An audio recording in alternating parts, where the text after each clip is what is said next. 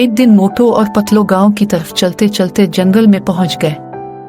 उनका इरादा था कि वो जंगल के खूबसूरत नज़ारे देखेंगे और कुछ मजा करेंगे।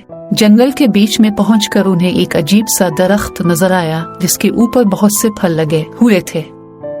ये फल देखने में आम फलों से बिल्कुल मुख्तलिफ थे। ना रंगत आम थी और ना ही शक्ल। मोटो के मुंह में पानी आ गया और उसने कहा, पतलो यार, ये फल तो बहुत मजेदार लग रहे हैं, आओ उन्हें खाते हैं। पतलो ने अपनी दानिशमंदी दिखाते हुए कहा, मोटो, हमें किसी भी चीज को खाने से पहले सोचना चाहिए। हो सकता है कि ये फल नुकसानदेह हों। हा हा हा हा हा हा हा हा। अरे पतलो, तुम हमेशा से बहुत डरपोक हो। देखो, मैं तो बिल्कुल ठीक हूँगा। ये कहकर मोटो ने एक फल तोड़ लिया और फौरन ही खाना शुरू कर दिया।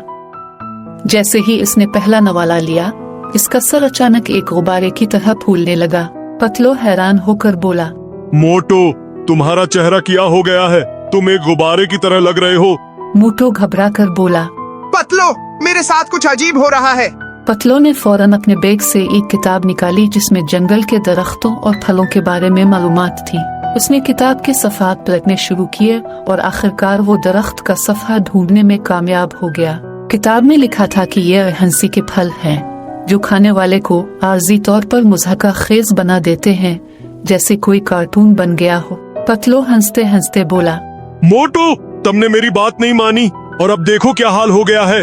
मोटो ने शर्मिंदगी से सर हिलाया, मगर इसका सर अब भी गुब्बारे की तरह बड़ा था। पतलो ने इसे पानी पिलाया और कहा कि कुछ देर में सब ठीक हो जाएगा। अचानक वहाँ से एक बंदर गुजरा जो उन्हें देखकर हंसने लगा और मोटो को छेड़ने लगा। अरे गुब्बारे वाले इंसान, तुम कहाँ से आए हो? मोटो गुस्से में आ गया और बंदर का पीछा करने लगा, मगर जब वो भागा तो इसका सर एक दरख्त की शाख से टकरा गया और वो नीचे गिर गया। बंदर ने जोर से कहकहा लगाया और दरख्त पर चढ़ गया। पतलो ने इसे उठाया और बोला, तुम्हारी जिद की वजह से हमेशा हमें मुसीबत में डाल देती है। मोटो ने माजरत की।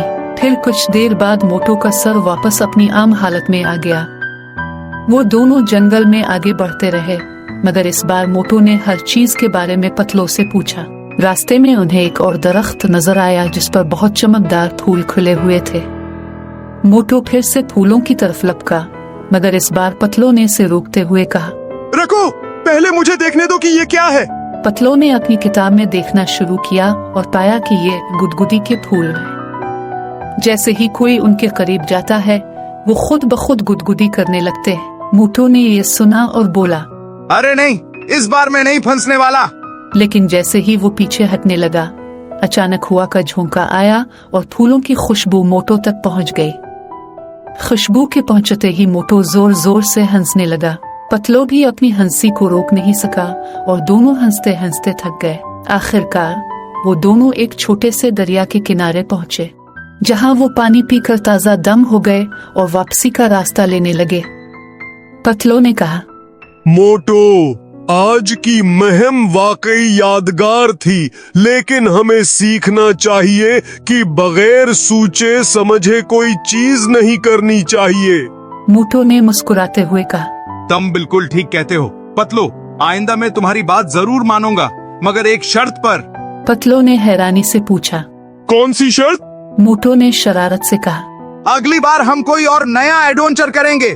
पतलो ने हंसते हुए कहा, ठीक है, लेकिन इस बार मैं फैसला करूंगा कि हम क्या करेंगे।